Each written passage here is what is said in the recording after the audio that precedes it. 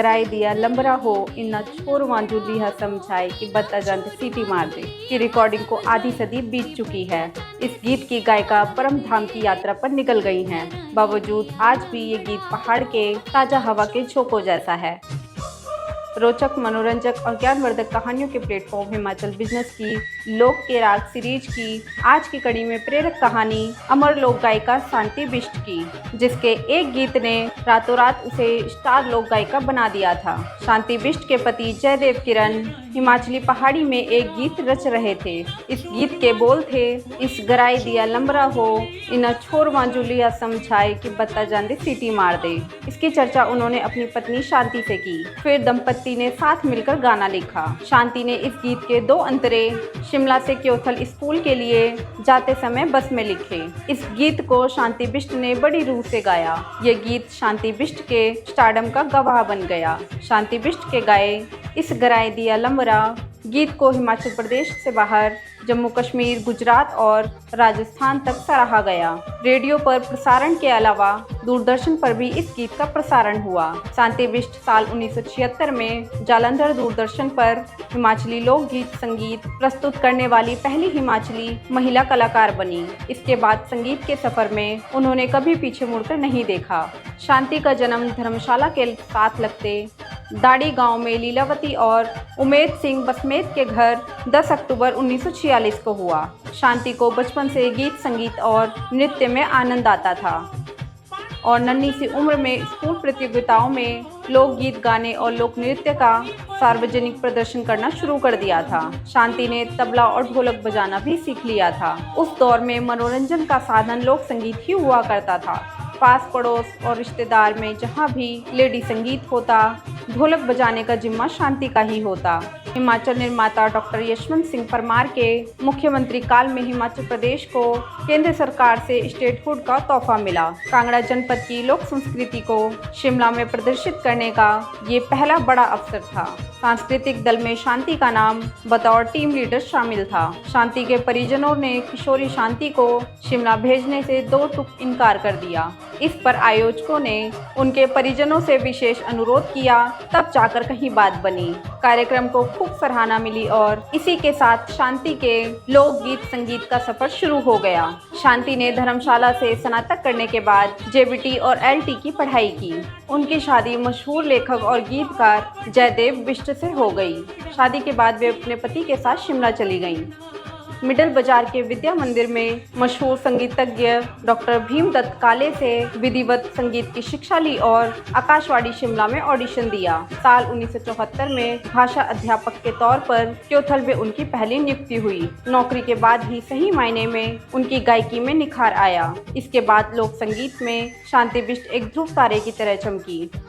शांति बिष्ट के पति जयदेव किरण ने हमेशा उन्हें प्रेरित और प्रोत्साहित किया। शांति बिष्ट ने अपने संगीत करियर में 300 से ज्यादा हिमाचली पहाड़ी गीत गाए। शांति बिष्ट को एनसीईआरटी का हिमाचल प्रदेश के लिए रिसोर्स पर्सन चुना गया। उन्होंने प्रदेश के करीब 50,000 बच्चों और 10,000 शिक्षकों को ट्रेनिंग दी।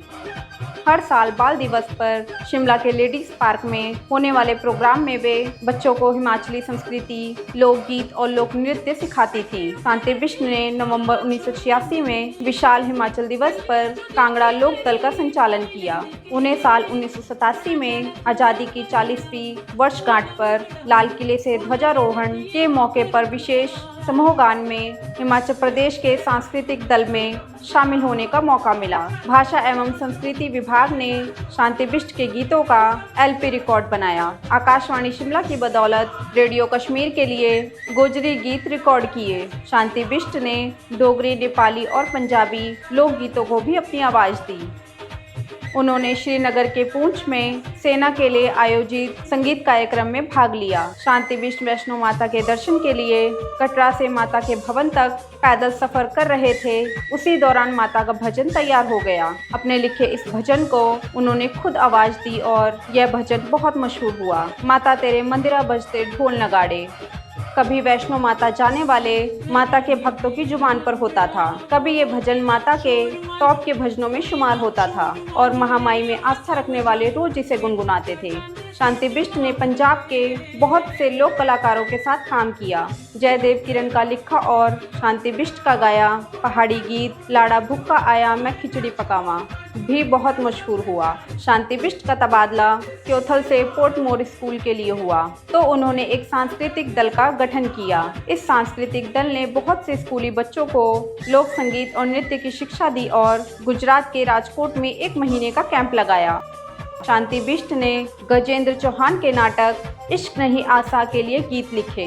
पढ़ने लिखने गाने बजाने और नृत्य में निपुण शांति बिष्ट के मन को असली शांति रंगों से खेलकर मिलती थी। उनको पेंटिंग्स बनाने का बड़ा शौक था। लोक गायिका के तौर पर इतना बड़ा रुतबा था कि उनकी चित्रकारी का जिक्र बहुत ही कम हुआ।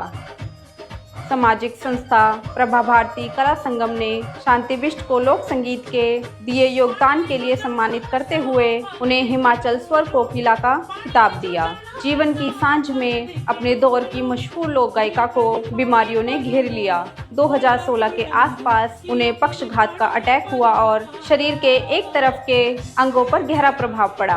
परिजनों ने उनके उपचार पर पानी की तरह पैसा बहाया, लेकिन जीवन के आखिरी दिनों में पूरे 1 साल के लिए लोगों को मोह लेने वाली आवाज पूरी तरह से खामोश हो गई थी। 9 अगस्त 2020 की सुबह गीतकार, पेंटर, लोक गायिका और लोक नृत्य की शांति बिष्ट अपने टूटी कंडी वाले घर में स्वर्ग से धार गईं। वह अपने पीछे पहाड़ के लोक जीवन के लिए छोड़ गईं 300 से ज़्यादा गीतों की एक अनमोल विरासत।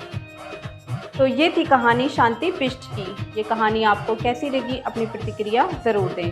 अगर आप इस वीडियो को YouTube पर देख रहे हैं तो चैनल को सब्सक्राइब करें। अगर आप इस वीडियो को फेसबुक पर देख रहे हैं तो पेज को लाइक करें और फॉलो करें। आप हमें इंस्टाग्राम और ट्विटर पे भी फॉलो कर सकते हैं। ऐसी ही रोचक, मनोरंजक और ज्ञानवर्धक कहानियों को जानने के लिए जुड़े रहें हिमाचल बिजनेस के साथ। बहुत बहुत धन्यवाद।